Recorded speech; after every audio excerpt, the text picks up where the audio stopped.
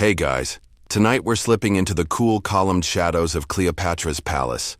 The kind of place where even the statues are judging you, and every corridor has more secrets than the royal archives.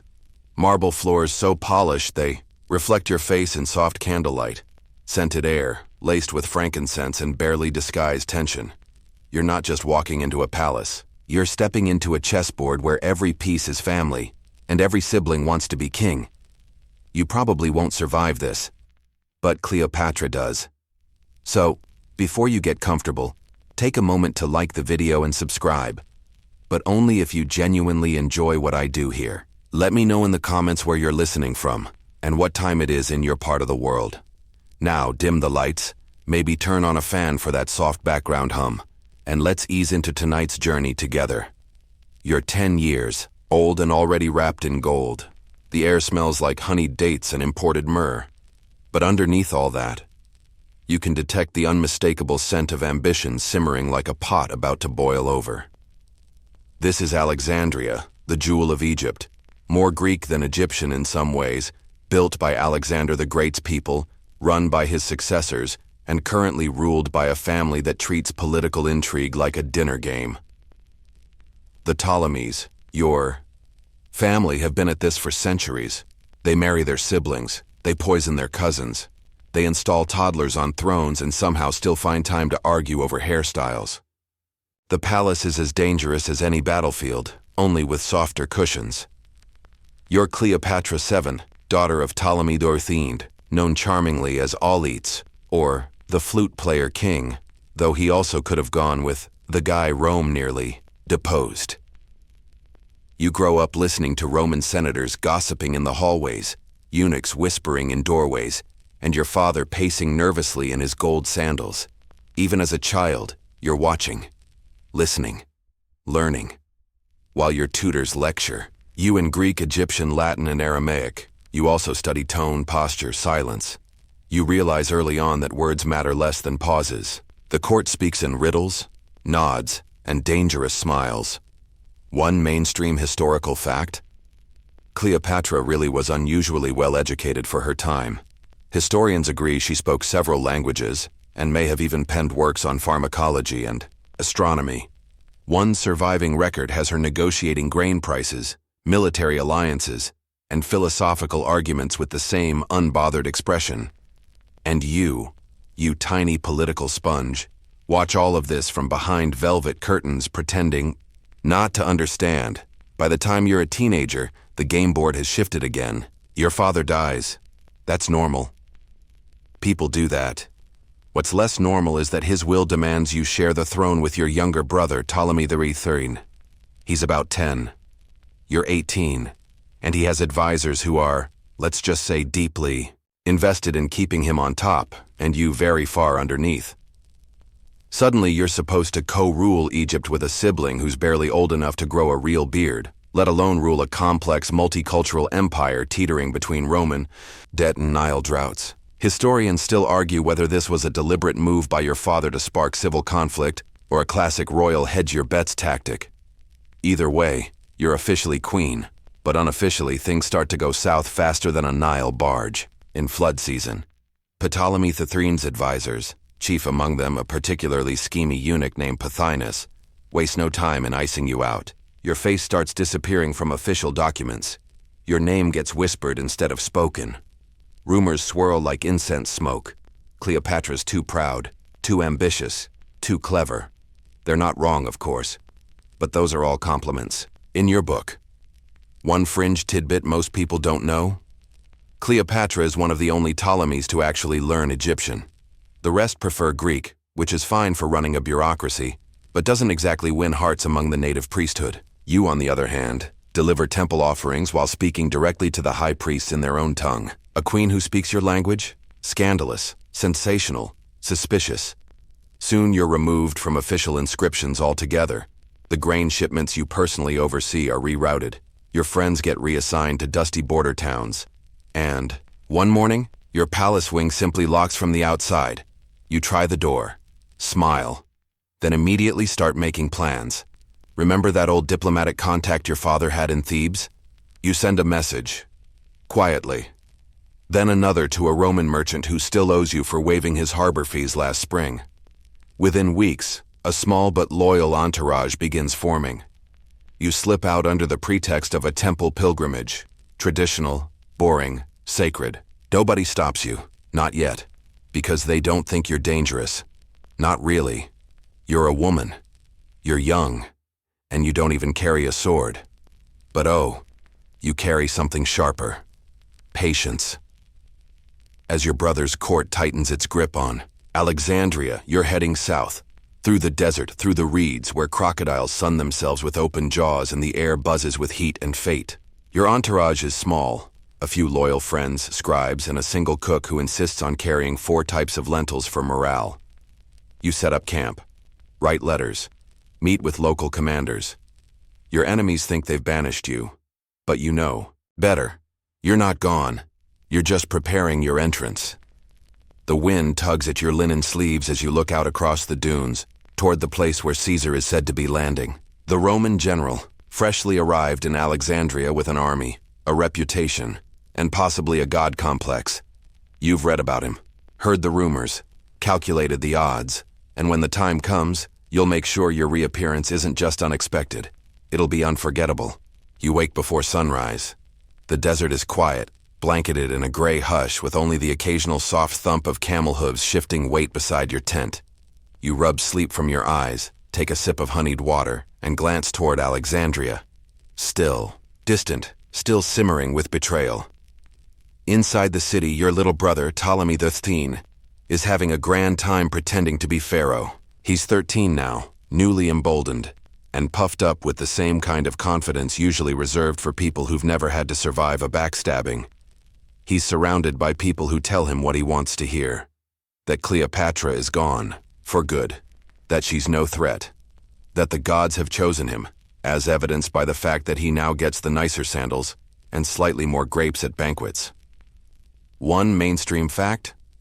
Ptolemy III's regime, while officially a co-rule with you, rapidly turns into a full-blown attempt to cut you out of the equation. Coins struck during this period feature only his face.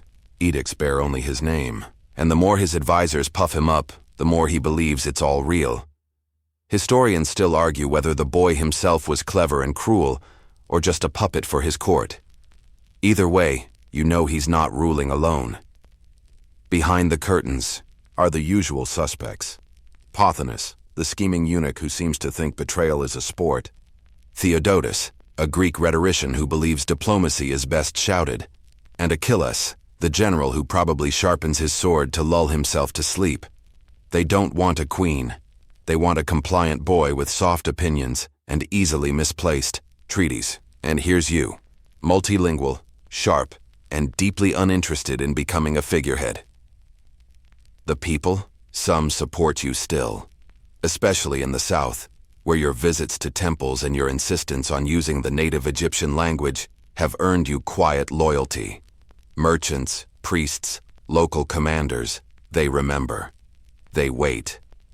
Back in Alexandria, life inside the palace goes on, but it has a strange artificial rhythm now. Your old guards have been reassigned. The courtyards are quieter. The musicians play, but fewer guests arrive. The women of the harem whisper your name, not in fear, but like a warning to each other. If it could happen to her, it could happen to any of us. Meanwhile, your brother is holding audiences in the Great Hall, sitting on a throne that's 2 sizes too big, adjusting his golden headband every 5 minutes. People bow, but the respect is thinner than papyrus. He hasn't earned it. He's inherited it. You, on the other hand, are learning to rule from a distance. And that's the quirk. Your palace may be gone, but in exile, your influence grows. You build alliances, not through armies, not yet, but through patience. Every gift sent to a priest, every message whispered to a merchant, every scroll sent to a Roman officer, all seeds, all strategic. And now, something interesting happens. Word arrives, on camelback, as it often does, that Julius Caesar is in Alexandria. Yes, that's Caesar, fresh off a victory in a Roman civil war. He's pursued Pompey, his rival, all the way to Egypt, only to find the poor man's head waiting for him, gift-wrapped and recently detached, a present from your brother's court, meant to curry favor. Bad idea. Turns out Caesar isn't flattered. He's disgusted. He wanted to defeat Pompey, not find him conveniently assassinated on a foreign beach. This is your moment. While your brother panics and the palace scrambles to impress the Roman general, you start planning the most legendary homecoming in ancient political history. You can't just walk into the city. Too risky. There are guards, spies, and suspicious eunuchs who know your face. So you hatch a plan involving smuggling, textiles, and just the right amount of drama. Here's the quirky bit. The story says you roll yourself up inside a rug, more accurately, a sack of linen bedding, and have yourself delivered as a gift to Caesar's private quarters. It's one of those historical anecdotes so perfect that it's suspiciously theatrical. Historians still argue whether it was actually a rug, a sack, or simply a particularly large laundry bundle. But the effect? Unforgettable. Picture it. Caesar is in his chambers, likely fuming over diplomatic messes and subpar figs, when servants arrive with a rolled-up carpet.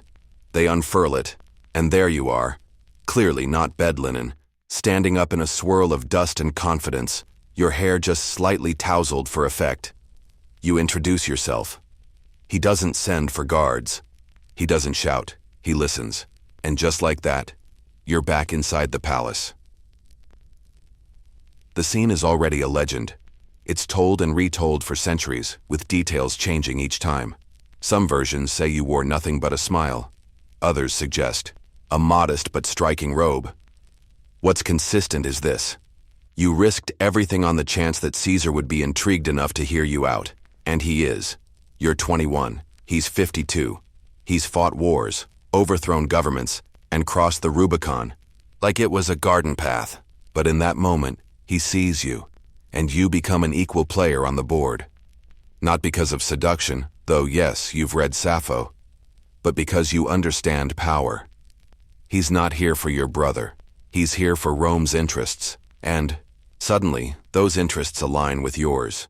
Your return to Alexandria isn't celebrated, it's not public, but it's effective. Quiet meetings, shared meals, strategically timed appearances, and slowly your influence starts creeping back in like Nile mist through a half-shut window. Your brother's camp, furious, alarmed. You can hear them arguing 2 courtyards away. Pothinus paces, Theodotus yells, Achilles mutters about raising the army, but none of them can remove you now, because you're no longer just Cleopatra, exiled queen. You're Cleopatra, guest of Caesar, and that changes everything. The palace has changed since you left. The perfume still lingers in the halls. Frankincense, lotus oil, and that unmistakable Alexandria blend of humidity and ambition. But the tension is new. You walk the corridors again, this time with Caesar's. Silent approval padding your steps like a bodyguard made of silence. Your brother's supporters glare from behind scrolls. They whisper near fountains. But they can't touch you. Not yet. Not with Rome literally standing beside you in a red cloak, sipping diluted wine and muttering in Latin about these infernal court rituals. It feels good, doesn't it? But don't relax. Because while the linen sack stunt got you back in the building, staying here will take more than clever entrances. And the next move from your brother's side is more aggressive. You knew it would be. Because when young kings feel threatened, and they're surrounded by advisors who smell blood, they don't write poetry. They launch armies. Ptolemy III, now foaming with teenage rage and probably a little insulted that you're spending time with the Roman general he thought was his guest, orders his forces to surround the palace compound where you and Caesar are holed up. Alexandria's streets fill with soldiers. The harbor shivers under warships, and you, once again, are back in a kind of palace prison. Only this time, you're not alone. A mainstream fact, this siege, known later as the Siege of Alexandria, lasted months and nearly turned the city into rubble. Caesar's small Roman detachment is vastly outnumbered by Egyptian forces, and though he's a genius on the battlefield, urban warfare isn't his favorite kind of party. Still, he stays. Not just because of you. Okay, mostly because of you. You're not just a romantic interest, you're a political partner. You know the palace layout. You understand local politics. You can tell him which doors open to side courtyards, which bribes work on which guards, and who's likely to switch sides before dessert. And you work the inside just as effectively. Each day, you and Caesar pretend things are normal. Dinners are served. Music plays faintly in the distance. You read scrolls aloud while he sharpens his military plans. But just beyond the walls, chaos. Sometimes the palace shakes from distant catapults. Sometimes it's quiet enough to hear your own heartbeat under your linen robes. One quirky tidbit: during the siege, Caesar orders parts of the palace library burned, not deliberately, but as a consequence of setting fire to the docks to secure supply routes. And while you'd think a man in love with Greek culture would hesitate, he apparently shrugs and calls it a necessary loss. "We'll rebuild," he says. Besides, most of it was about fish. Historians still argue whether this moment is what caused the famed library of Alexandria's irreversible damage, or whether that's a later, unrelated tragedy. Either way, somewhere in the chaos, scrolls turn to smoke. Back in the royal chambers, you begin to strategize. Your brother's camp has made one fatal mistake. They think Caesar's presence in Egypt is an inconvenience. What they don't realize is that Caesar's ego is bigger than all of Upper Egypt. You don't just siege a Roman general and expect him to go home. You whisper that to Caesar one evening, probably while peeling dates with a small golden knife. He smiles, and then he counterattacks. It's not a grand gesture. It's small, surprise maneuvers, bribes to key officers, promises of grain shipments to wavering cities. Bit by bit, you shift the tide. Then something wild happens. Your brother's side, in a brilliant display of overconfidence, declares that you and Caesar are the enemies of Egypt. They crown Arsinoe, your sister, as pharaoh.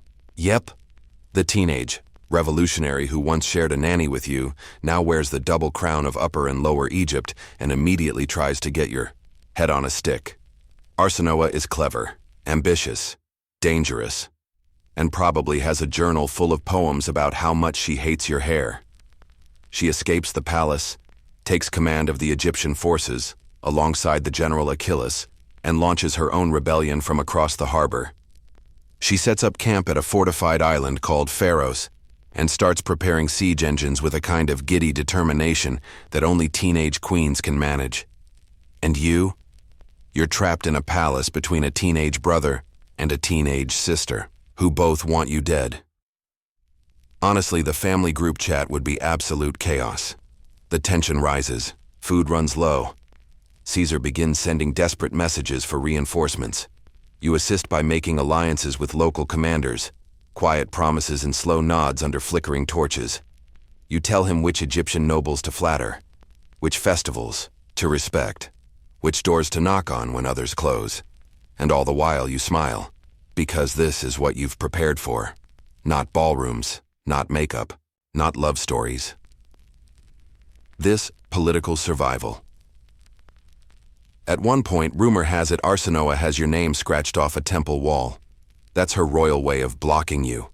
She starts holding audiences dressed in ceremonial garb twice her size, pronouncing decrees in your name, twisting your reputation into knots. But here's the twist. The people still remember. Priests murmur your praises in the inner sanctums. Merchants ask in hushed tones how you're faring. You, the queen who spoke their language, the queen who listened when others demanded tribute, and eventually, finally, Caesar's reinforcements arrive by sea.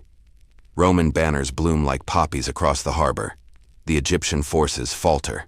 The tide shifts. Your brother, Ptolemy III, flees the battlefield, maybe trying to regroup, maybe trying to swim to safety. He never makes it. His body is found face down in the Nile, armor dragging him toward the reeds. No triumph, no final words, just water. And just like that, you're Queen of Egypt alone. The palace is quieter now, not silent, never silent, but quieter. The footsteps echo differently. The guards don't avoid your gaze anymore. Servants bow a little lower, and there's a new scent in the air, something cleaner, sharper, like The air after a storm that rearranged the furniture and reminded everyone who actually owns the house. Your brother is gone, lost to the Nile. Whether he drowned, was slain in retreat, or simply slipped, historians still argue. But the point is, he's not your problem anymore. Which just leaves Arsinoe, your sister, your rival, your next headache. And here's the thing. She's technically still pharaoh.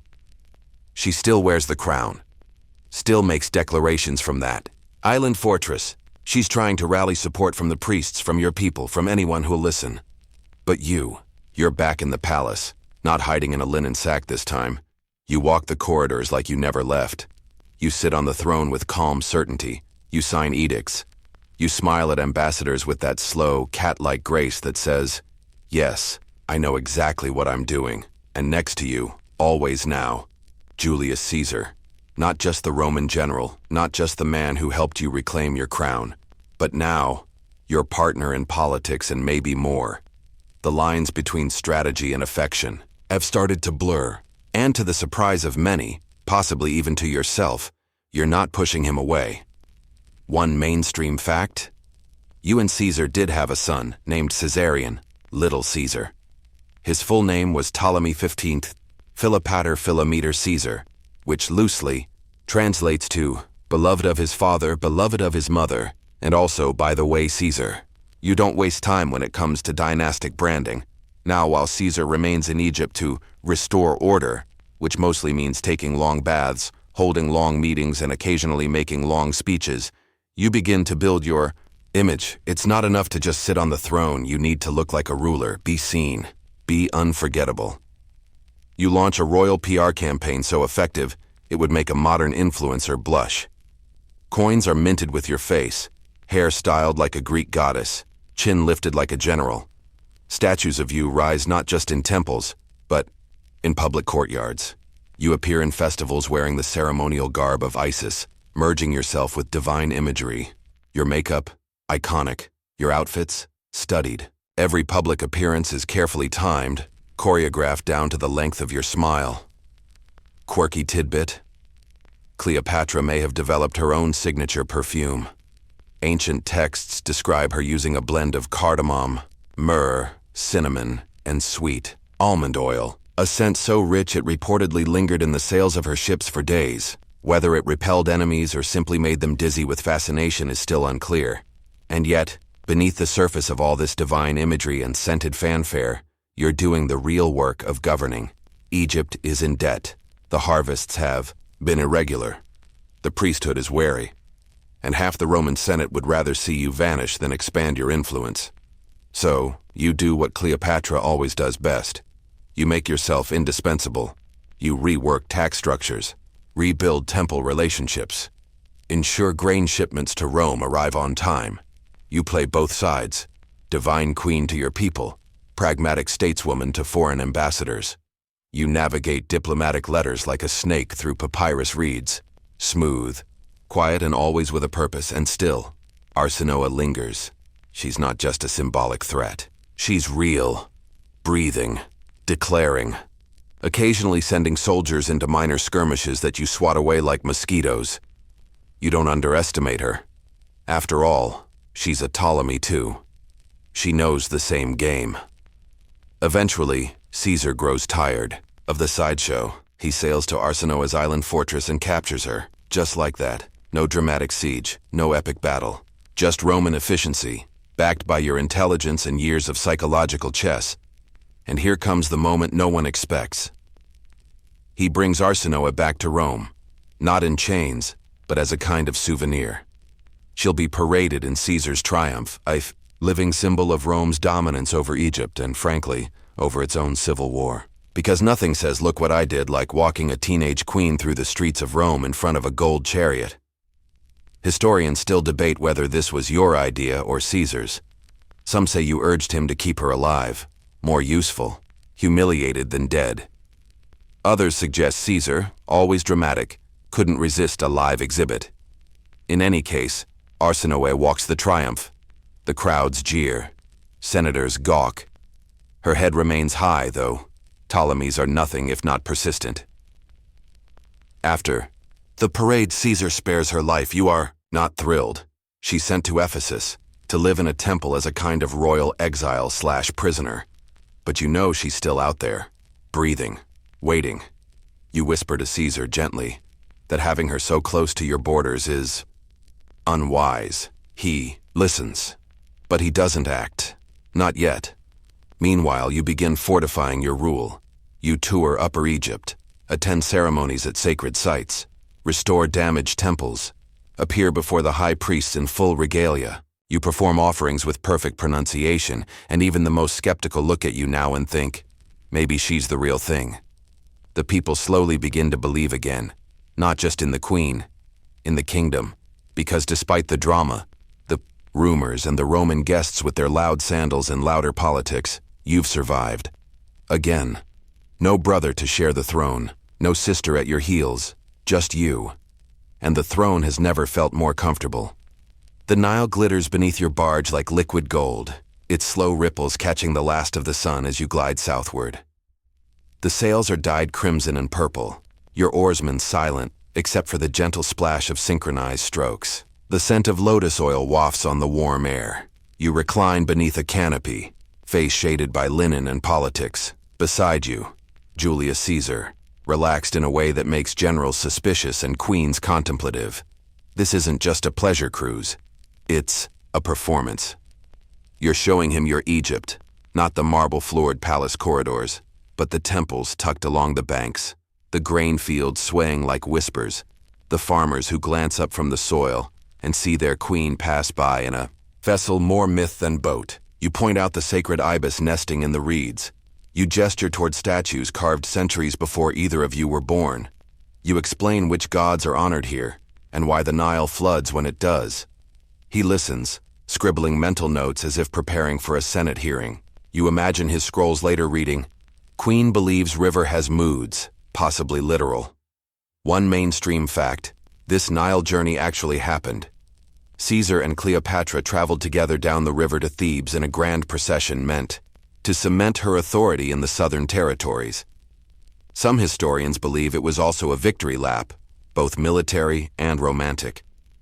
Others suggest it was Cleopatra's way of showing Caesar the sheer weight of Egypt's culture, its power, its history, far older than Rome's. You're not just flaunting luxury, you're flaunting lineage. The priests greet you as Isis incarnate.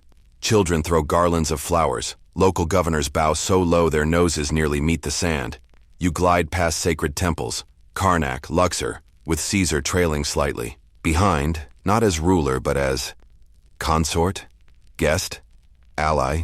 He might wear a toga, but here, he's not the sun. You are. And that dynamic, it does not go unnoticed. Roman historians, centuries later, will call this trip decadent. They'll whisper that you use this cruise to enchant him. But the truth?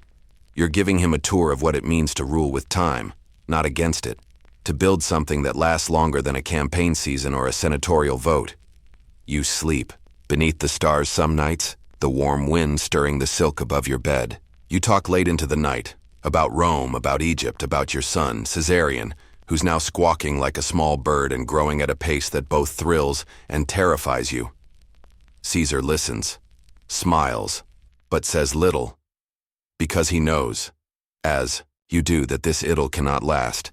Back in Rome, his enemies sharpen rhetoric like knives, but for now, here on the river, time is slower. One quirky detail that's floated through the ages. It's said that your barge had scented sails, not just for looks. Perfume sails that would trail aroma across the banks, announcing your approach before you even rounded the bend. Jasmine, cinnamon, and possibly something akin to burnt sugar. Sensory propaganda. And the people remember. They may not recite decrees, but they remember scent. They remember spectacle.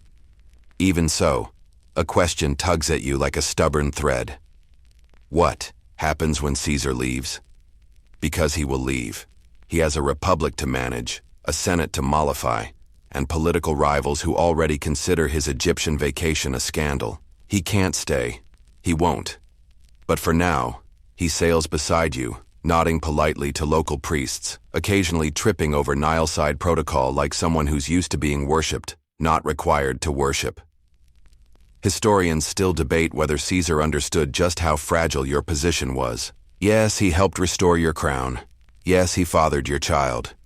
But Egypt is still Egypt, balancing on the edge of Roman interest, rich in grain and dangerously independent. This cruise, lovely as it is also your softest power play. You're not just displaying loyalty, you're showing him what he could never rule alone. Rome may be mighty, but Egypt is timeless. Eventually, the journey ends. You return to Alexandria, the barge mooring with a soft thump, your robes dusted in the scent of river lilies and ambition. Caesar begins preparing to depart. You kiss his cheek, offer him scrolls and papyrus maps, and a very polite warning to stay, alive if possible.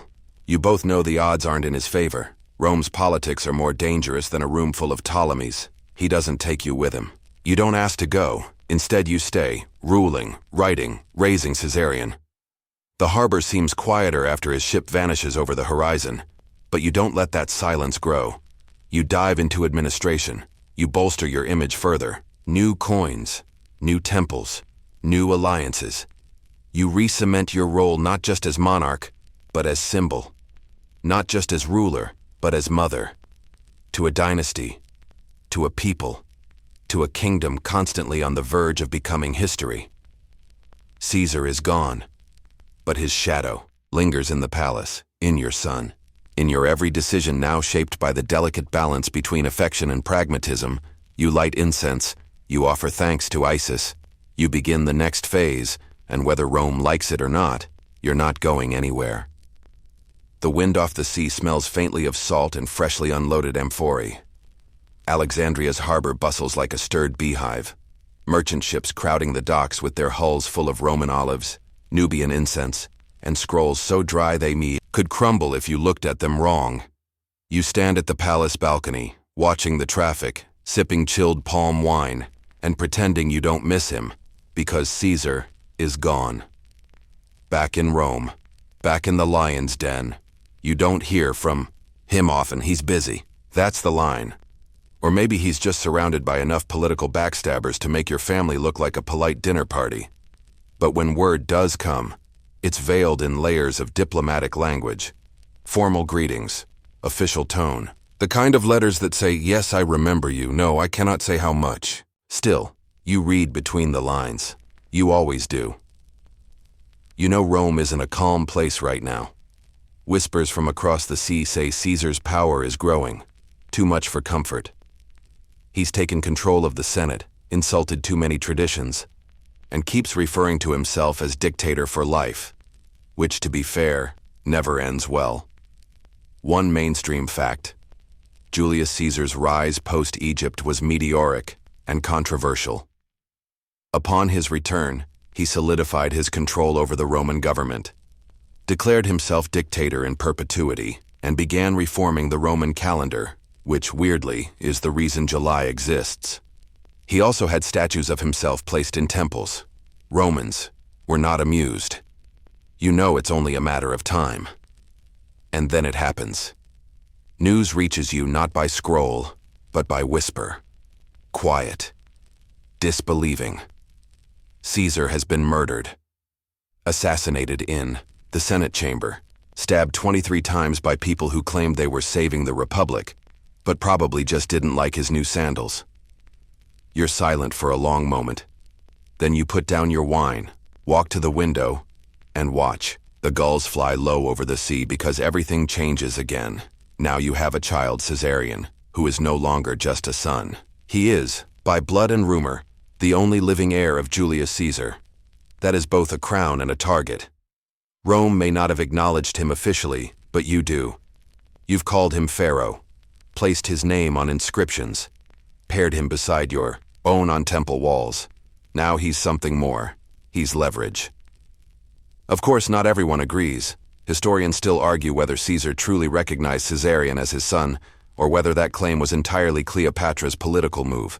Roman sources are frustratingly vague, perhaps on purpose.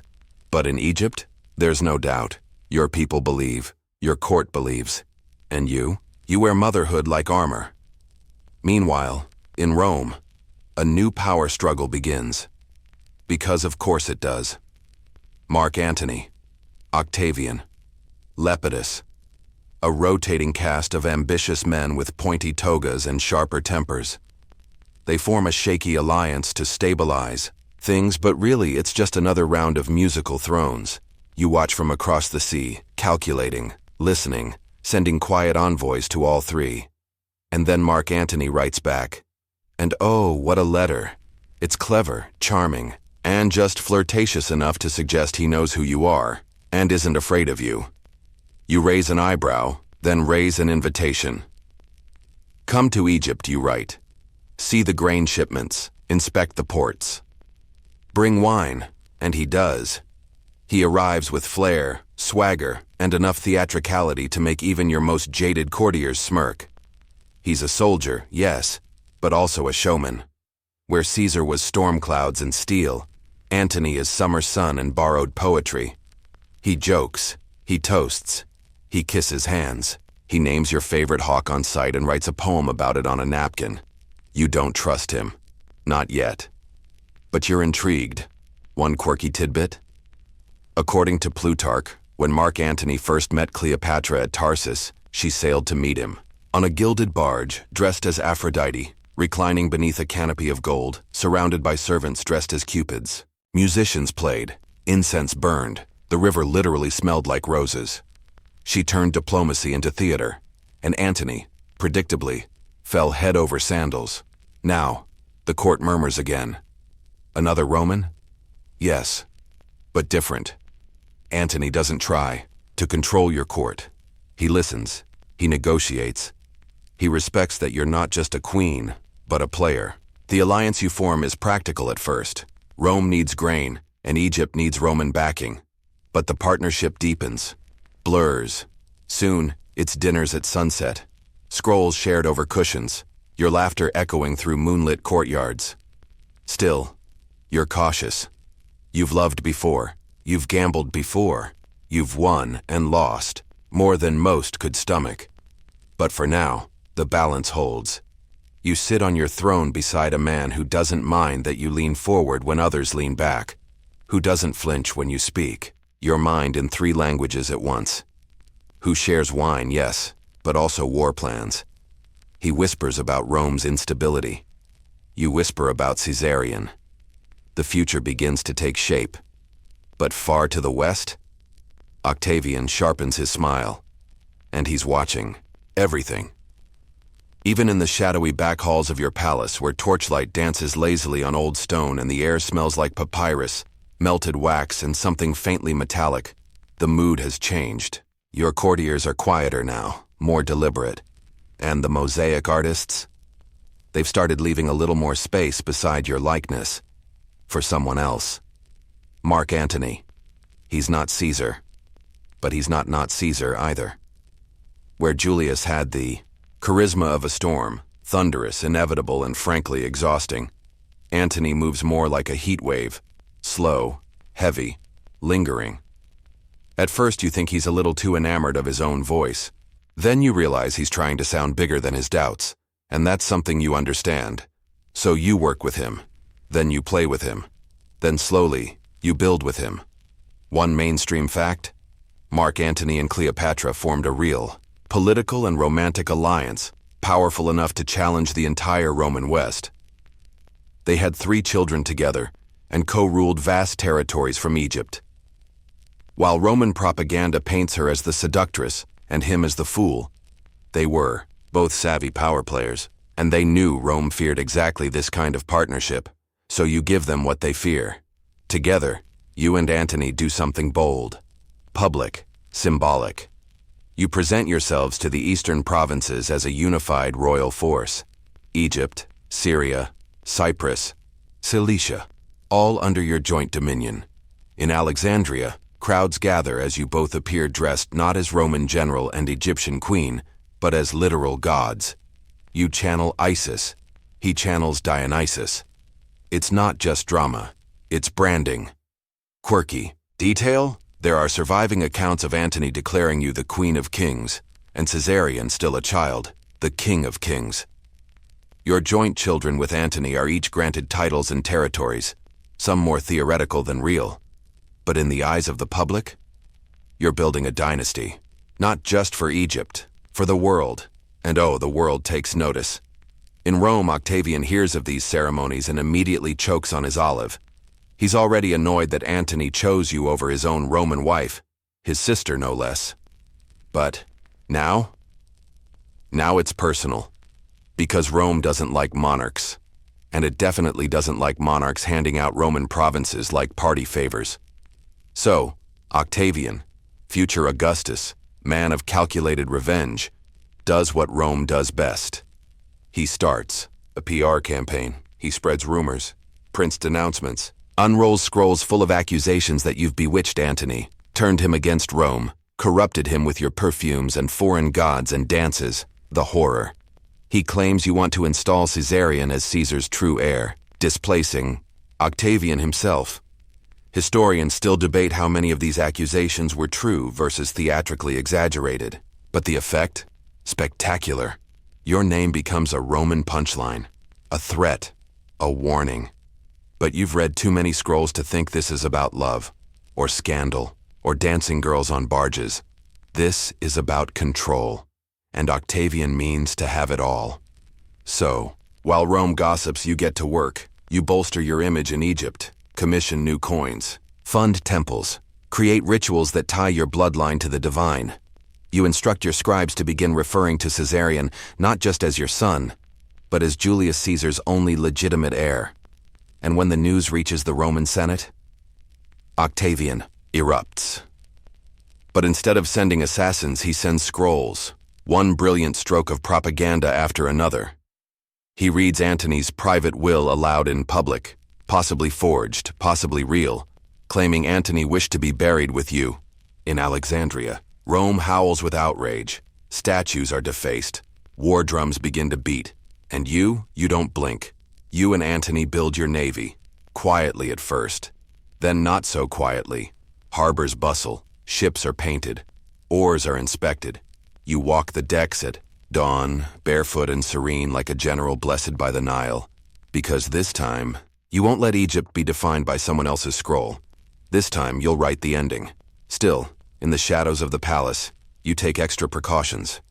Poison tasters at every meal. Guard rotations reviewed weekly. Even your bathwater is tested. Because you know too well. Kings die in silence. Queens vanish in rumors. You won't vanish. You can feel the tide rising. Even the temple oracles grow nervous. One offers you a veiled warning about the price of binding your fate to Rome's broken house. You smile politely. Offer a coin. Then walk out into the sunlight with your chin a little higher. Because here's the secret no one else knows. You're not just Cleopatra, Queen of Egypt. You're the last of your line, the final pharaoh. And you're going to make it count. The sea stretches wide and dark before you, a velvet expanse under moonlight, whispering with wave crests and the occasional squawk of an irritated gull. Your warships drift in formation, their painted eyes on the prows blinking with torchlight. As if even the boats are watching what comes next. You and Antony are no longer playing a courtly game. You're building for war. The air in Alexandria is thick, half incense, half dread. Temple bells ring longer, priests chant louder. The people know something's coming, even if they pretend not to. Fishmongers whisper in the markets. Mothers keep their children inside past sunset. You walk among them sometimes, veiled but unmistakable. You buy a melon here, a prayer charm there. You don't speak, but they feel your presence like heat. And that's the point. You want them to see your strength not in chariots or speeches, but in your stillness. Because stillness, you've learned, unnerves even the boldest men. Now, your attention turns to logistics, armies, rations, naval formations. Antony handles the military, he thinks, but you know how to run a kingdom under pressure. You oversee grain storage. You whisper to captains. You send spies upriver to gauge loyalty in Nubian territories. Egypt must hold. Even as war approaches like a wave. Mainstream fact, in the build-up to the final Roman civil war, Antony and Cleopatra amassed one of the largest naval forces the Mediterranean had ever seen. Historians estimate around 500 ships, although not all were seaworthy or disciplined. Still, it was a show of power, one designed to rival Rome itself. But war is never just about numbers, it's about stories, and Octavian is winning that battle too. He paints Antony as bewitched, Cleopatra as a serpent queen, Egypt as a corrupting force. He speaks in the Senate with practiced modesty, portraying himself as Rome's humble servant. All the while, he gathers his legions, recruits the best naval commanders, and keeps the Senate dancing on strings. In response, you and Antony host feasts, ridiculous, glittering feasts. Your palace becomes a theater of defiance. There are fountains of wine, dances by torchlight, jokes whispered between generals. Antony, for all his flaws, still knows how to charm a crowd. You let him. It keeps morale from cracking, but beneath the laughter, your fingers are calloused from strategy. You redraw maps. You consult star charts. You calculate which port cities will bend and which will break. You write to old allies in Syria, quietly reminding them that Rome's memory is short, but Egypt's favor is long. Quirky tidbit. One ancient source claims, you once held a banquet where you dissolved a pearl in vinegar, just to show that wealth means nothing when one has true power. Whether true or exaggerated, it fits your legend. You knew how to control a room, through awe, not aggression. Still, Antony grows restless. He paces, trains, drinks too much, too often. His men whisper when they think you can't hear. He's lost his edge. They mutter. The queen leads now. You let them whisper, because they're right.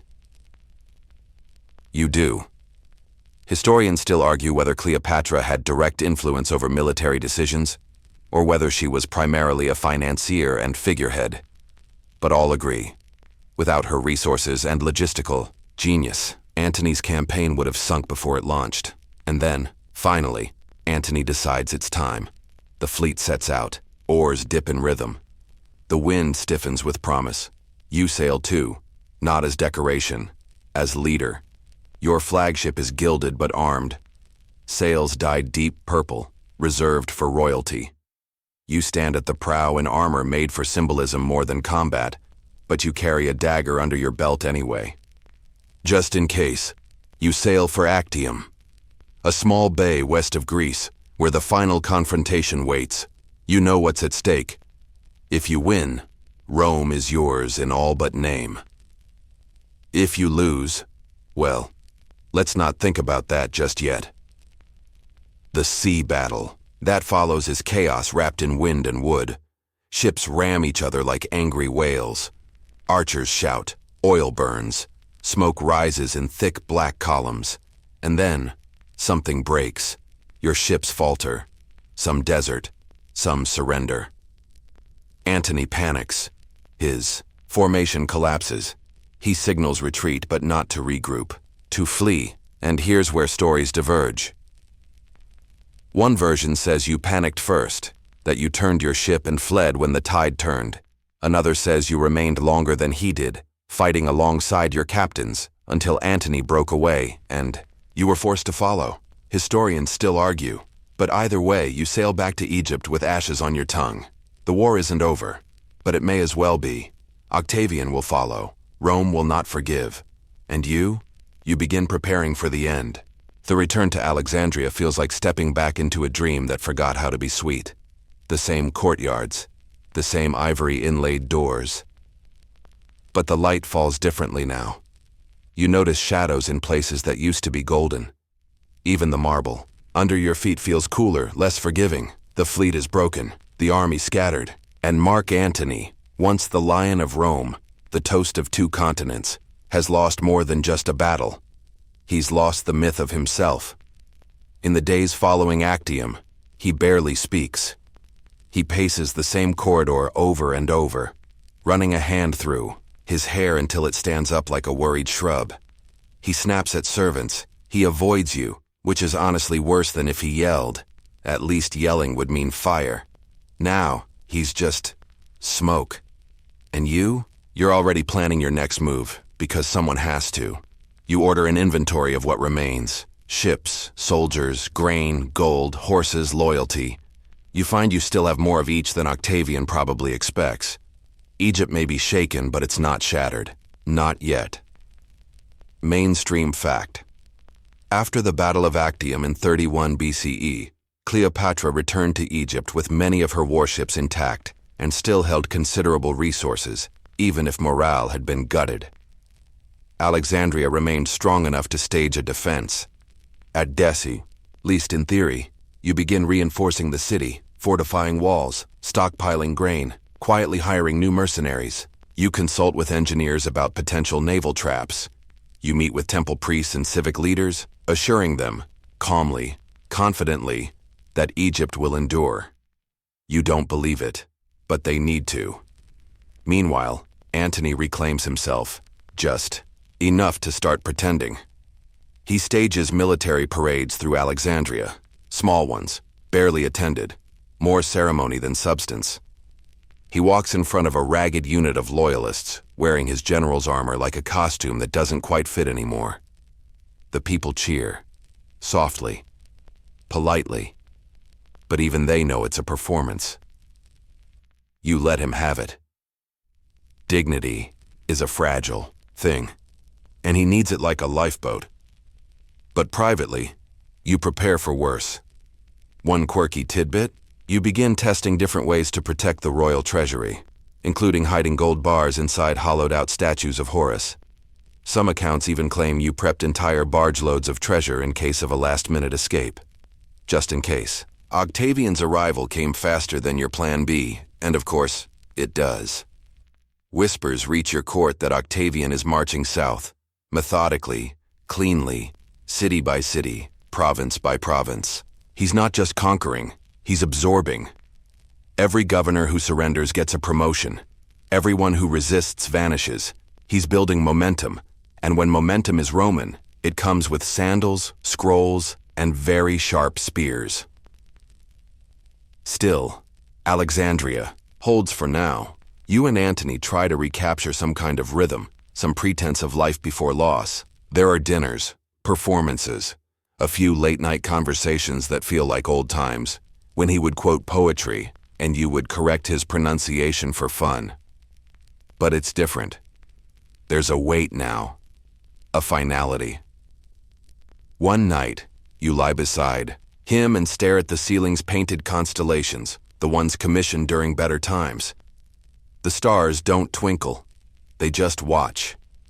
You whisper, "What will we be remembered for?" He says nothing. He just squeezes your hand. Historians still argue whether Antony was already considering suicide at this point. Some say he hoped for a last-minute miracle.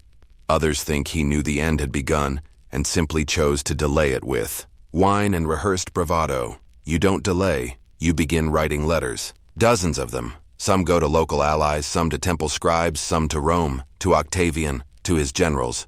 You offer peace, surrender. Terms, you offer Caesarion.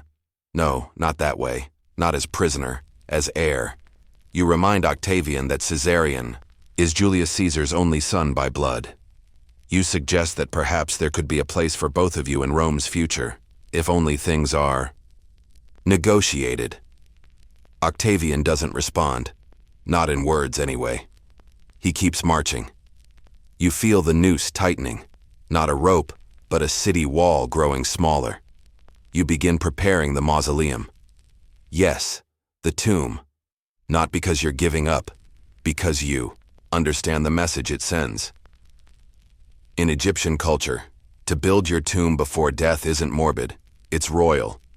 It means you control your story, that you're preparing not to vanish, but to become eternal. You design it yourself, you select the hieroglyphs, you oversee the stonework, and in the deepest chamber you quietly move in the most valuable artifacts, jewelry, scrolls, heirlooms, and one small sealed box that not even Antony is allowed to open. You do not name its contents, because some secrets belong only to queens. Alexandria wakes under siege-colored skies. The gulls are quieter. The sea has taken on that murky, churning hue it gets when it senses tension above. The wind doesn't whistle. It whispers. And this time, there's no rug to hide in. Octavian is here, just outside the gates. Not charging, not attacking, waiting. His soldiers dig in like termites, calm and methodical, building ramps, setting up camps, letting the city look down on its future. He knows he has time. He doesn't need to fight his way in. He can just wait for the story to collapse. You're watching from the palace balcony. Somewhere behind you, Caesarion is reading aloud from a scroll. His voice still stumbles over long Greek words. You half listen, but your eyes are fixed on the horizon. Mark Antony, meanwhile, isn't watching. He's pacing, again. His armor is polished, his jaw clenched. He's trying to conjure the old general, the commander Rome once feared. But every time he looks at you, you can tell. He knows. Mainstream fact: Antony attempted a last-ditch defense of Alexandria, organizing remaining troops for a final stand. Some reports suggest he tried to rally the fleet again. Others claim he was too demoralized to do more than maintain the illusion of command. You allow the charade to continue a few more days. It's what you do for people you love. You let them believe a little longer, but the letters keep arriving. Octavian writes now, not to you, of course, to the city governors, to your generals, even to your scribes, promising mercy, promising clemency, promising everything except your survival. And Antony's? Let's just say his name doesn't show up on the invitations to Rome's next big Senate brunch. You know what comes next, but you still try. One last envoy, one last offer of peace. You send Octavian jewels, letters, a request for negotiations, maybe even a personal meeting. Perhaps deep down you think if he sees you, really sees you, he'll hesitate. He doesn't. The envoy returns with silence. Quirky tidbit: one version of the story claims you tried to stage your own fake death at this point, sending word to Antony that you had taken your own life, hoping to test his reaction or motivate him to act.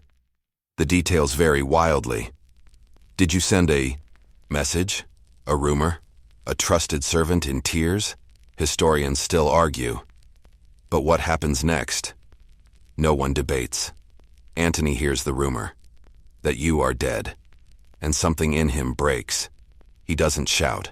He doesn't rage. He simply finds his sword and falls on it, not with Roman ceremony, but with desperation. Only, he doesn't die right away. Word reaches you too late.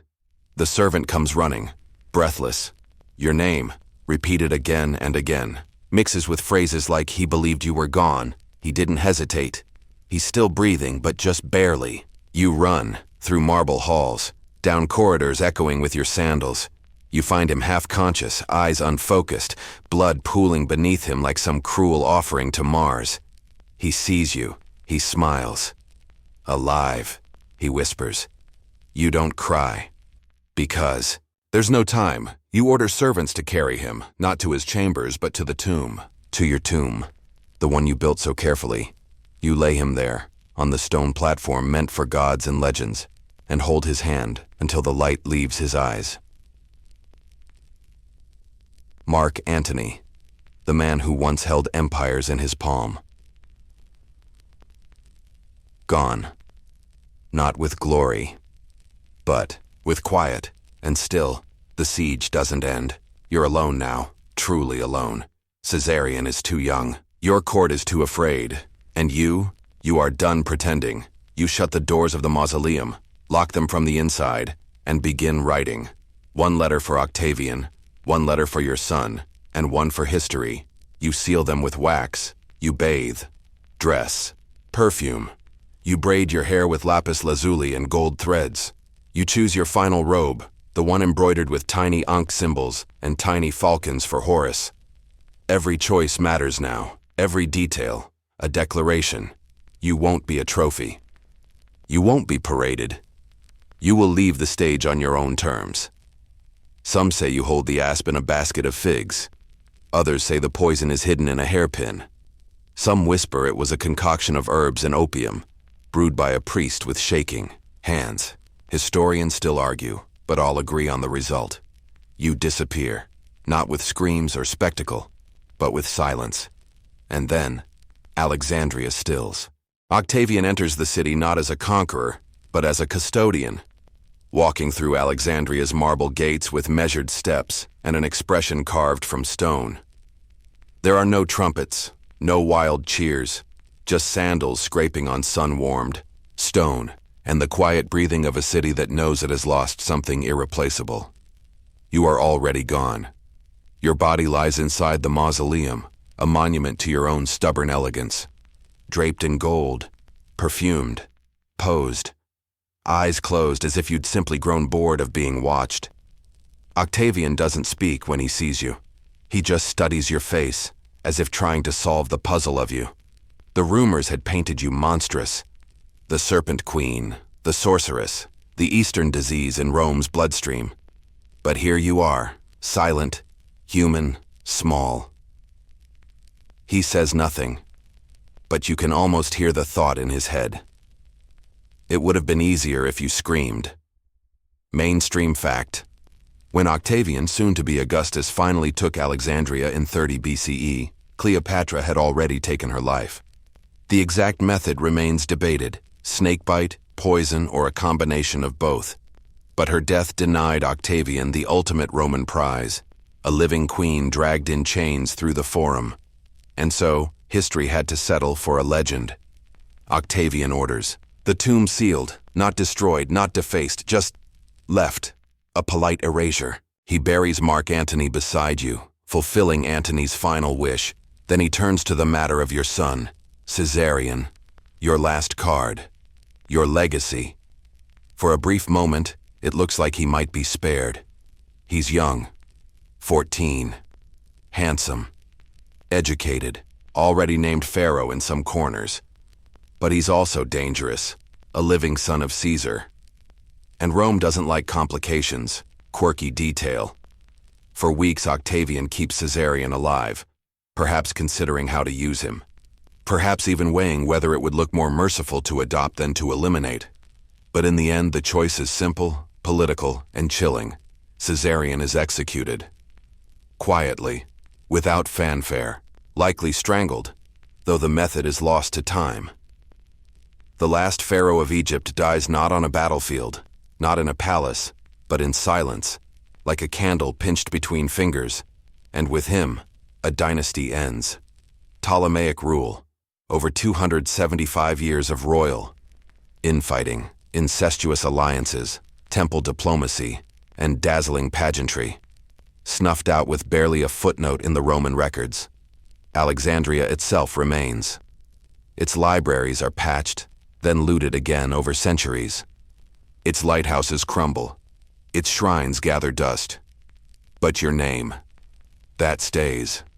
Historians still argue about who you really were. A manipulator, a lover, a linguist, a strategist, a goddess. A woman who survived more assassinations than most people survive Mondays. But what they never agree on, what they can't agree on, is why your story endures. Maybe it's the rug. Maybe it's the pearls. Maybe it's the way you refuse to be defined by Rome's scrolls. But more likely, it's because you understood how to control the narrative, even as it turned against you. In the years that follow, Octavian becomes Augustus, the first emperor of Rome. He tells a new story, one where he saves the Republic, defeats tyrants, and brings peace. You become part of that mythology, a cautionary tale, a glamorous footnote. But your tomb? It stands, a quiet protest in stone. Even centuries later, explorers will search for it, hoping to find your resting place among sands and ruins. They'll chase rumors, decipher fragments, dig through temple dust, and still never be certain. And maybe that's how you planned it. Because legends should be hard to pin down. You don't belong in a museum. You belong in whispers. The years pass like desert wind, swift, warm, and filled with silence no one dares break. Alexandria adjusts as cities do. New statues rise. Old ones are carefully relocated, or simply given new heads and renamed. The great temple priests shift their hymns to suit the tastes of their Roman guests. Senators visit, merchants nod, scrolls continue to be copied, even if some names are suspiciously missing. Your name for a time is among them. People stop saying it in the streets. Scholars redact it from their teachings.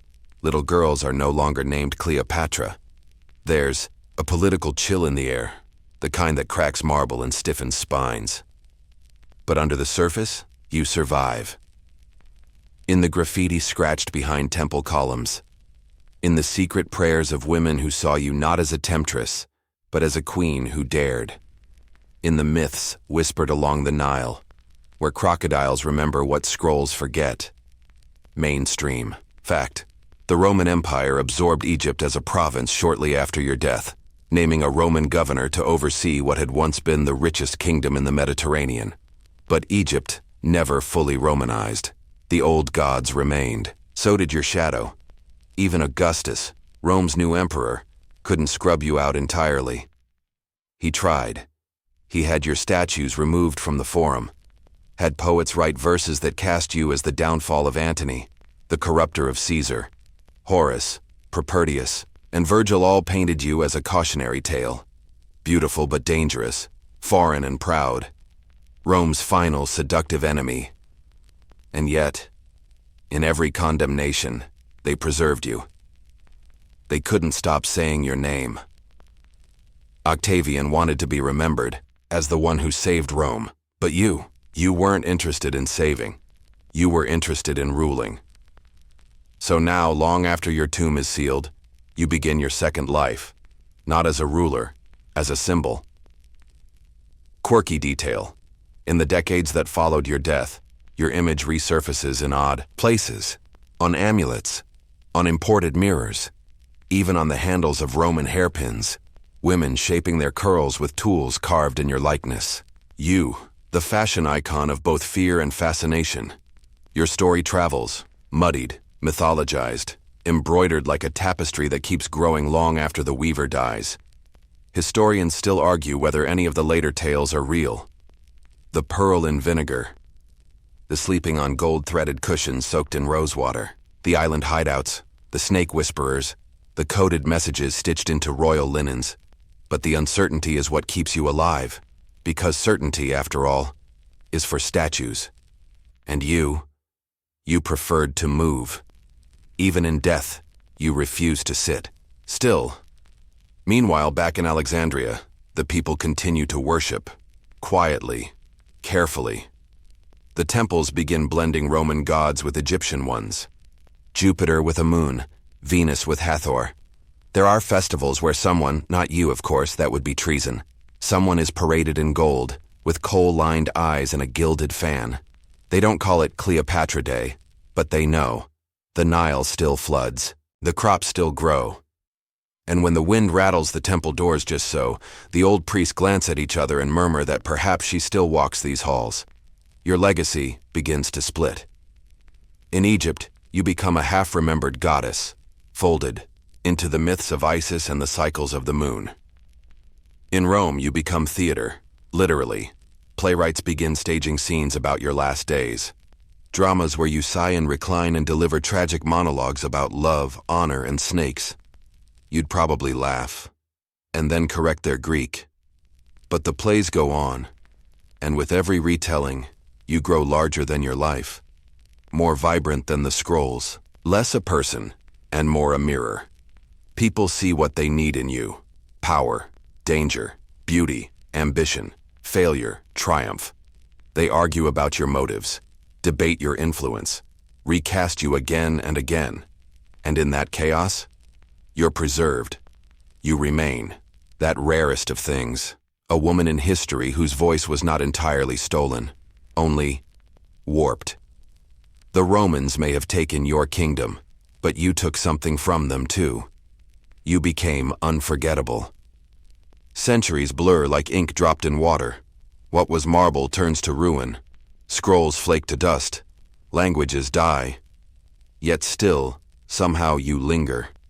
Your name resurfaces in strange places, on dusty shelves in Byzantine monasteries, scribbled in the margins of medieval manuscripts, half erased on temple walls the wind hasn't yet worn down. You aren't entirely forgotten, but you're no longer entirely remembered either.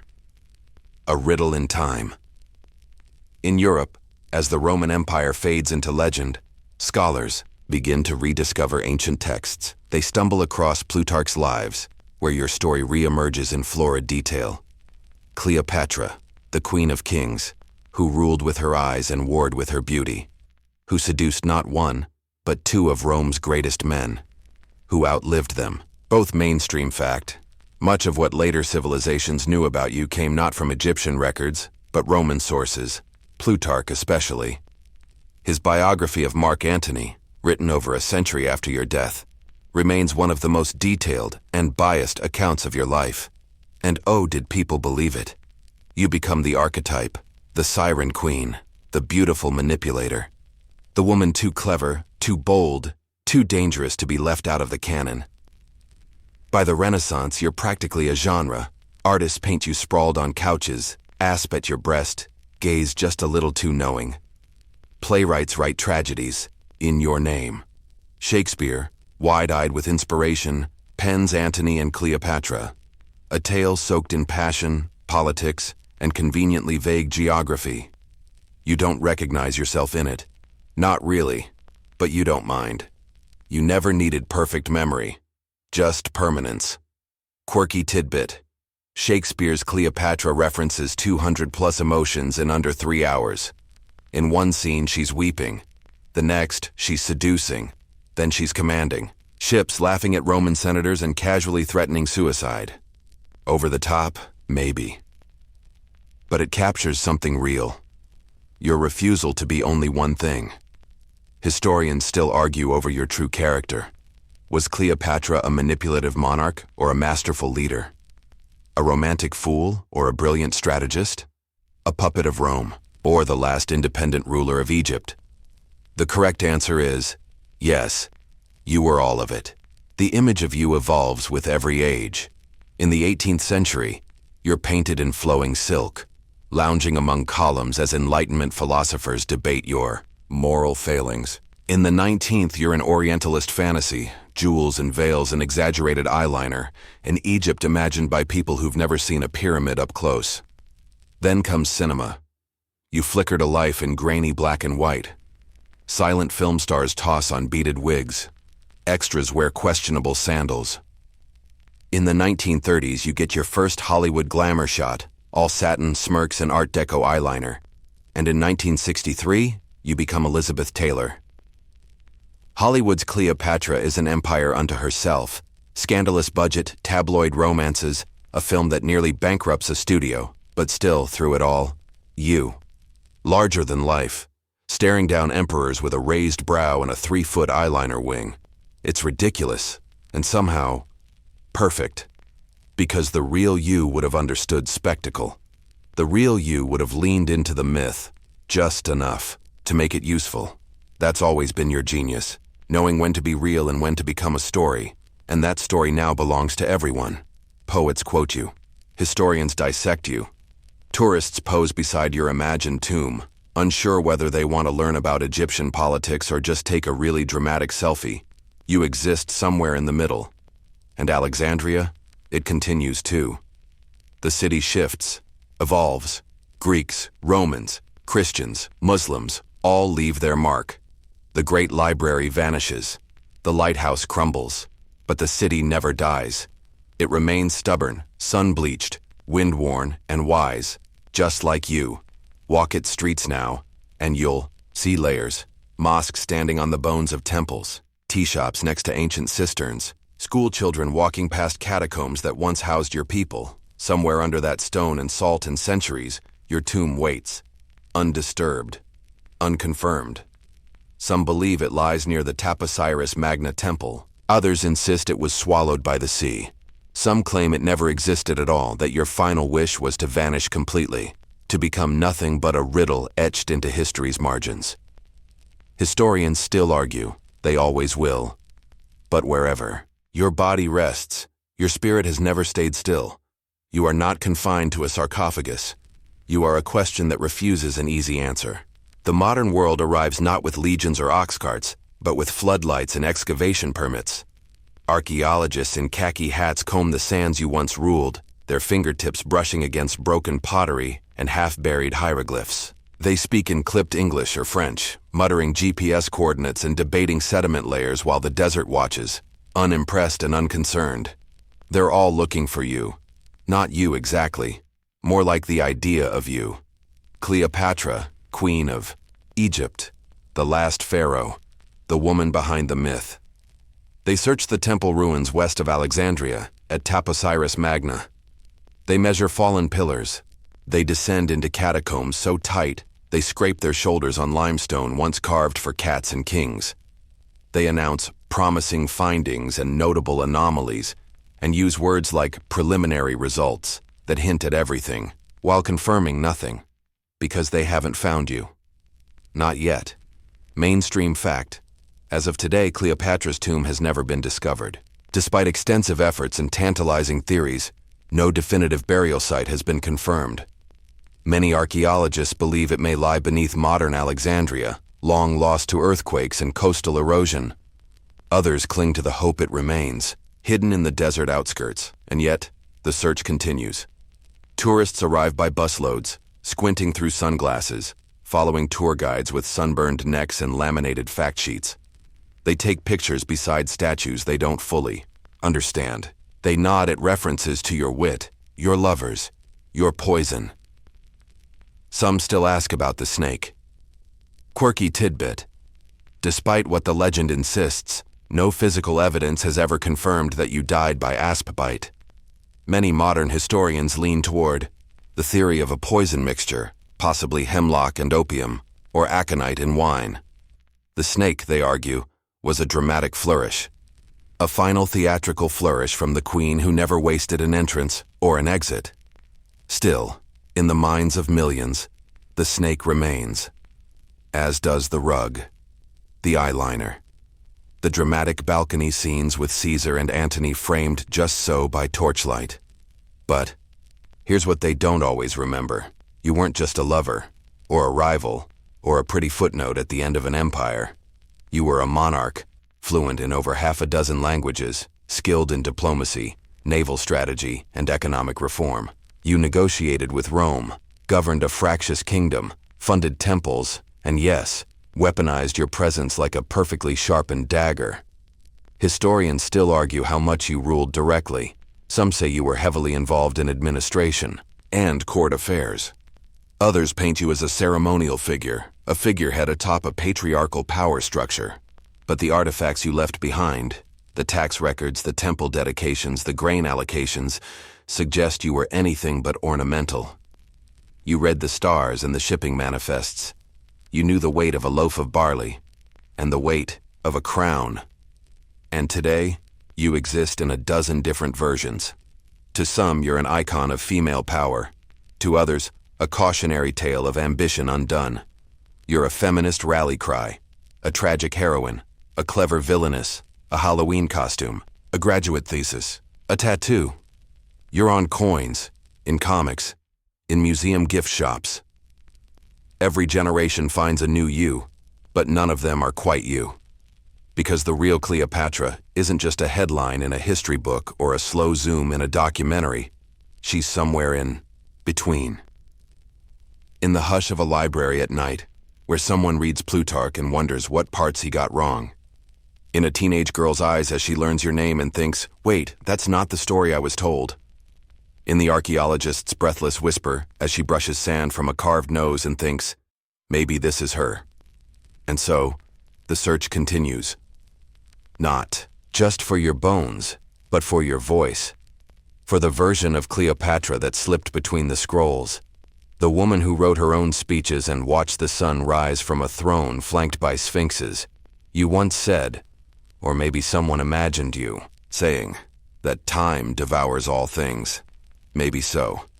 But so far, it's left your echo behind. Night falls gently over Alexandria, just as it once did when you walked the halls in gold-threaded sandals, your shadow stretching longer than any torch could light. But this Alexandria? It's quieter now.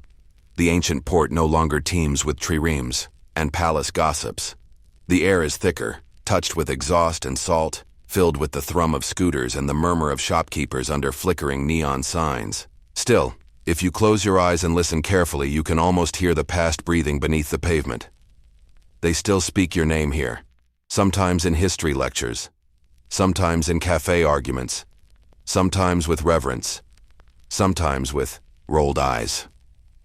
Ah, Cleopatra, they say, like she's a cousin everyone has an opinion about, because by now you've become part of the furniture of history. Not a story, but a setting. Not a person, but a presence. Mainstream fact.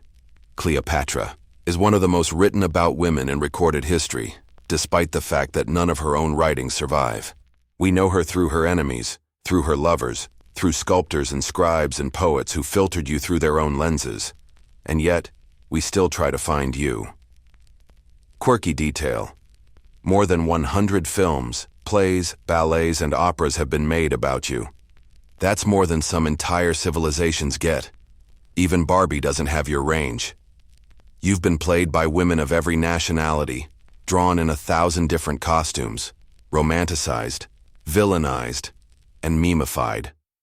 But underneath all, the glitter and ink, something stubbornly real lingers. A ruler who knew 10 languages and chose to use them. A woman who wielded both eyeliner and empire like weapons. A mother who tried to pass a kingdom to her son. A survivor. Until survival meant surrender and you chose silence instead. Historians still argue, of course. They can't agree on your nose, long or Roman. Your accent, Greek or Egyptian. Your politics, idealistic or cynical. They question your beauty, your power, your morality. But no one questions your impact. You outlived the people who wanted you erased. You left enough mystery behind to keep us all talking for over 2,000 years. And maybe that was your greatest act of leadership, knowing how to make absence louder than presence. The lights of modern Alexandria begin to flicker out. Boats bob gently in the harbor. The call to prayer echoes softly over rooftops that now grow vines where statues once stood. Somewhere out there, someone reads your name aloud for the first time and thinks, she mattered. You did. You still do. So now, let your mind soften. Let the sounds of the sea return. The rhythmic hush of waves against Alexandria's shore. The soft thud of oars dipping in still water. The rustle of linen as you step through your palace for the final time. You walk slowly, your bare feet brushing cool marble. Each breath filling your chest with a faint trace of incense and ancient night. Outside your window, the Nile sighs as it always has, oblivious to conquest, eternal and indifferent. Your throne is empty now. The halls echo with nothing but memory. But in a quiet chamber, deep beneath the temple stones, the golden light of your legacy still flickers like a votive flame. Not gone, just hidden. And as you drift now, eyes growing heavier, thoughts uncoiling like silk, know this. You were never just the sum of your battles, or the lovers who wrote your legend. You were more. You were a ruler, a mother, a linguist, a queen of relentless grace. Even time, that careful thief, hasn't taken that from you. So breathe in, slow and steady. Let the weight of the crown dissolve. Let the marble palace fade into dusk. Let the hush of history cradle you like linen warmed by the sun. You are safe. You are remembered. You are resting. Sweet dreams.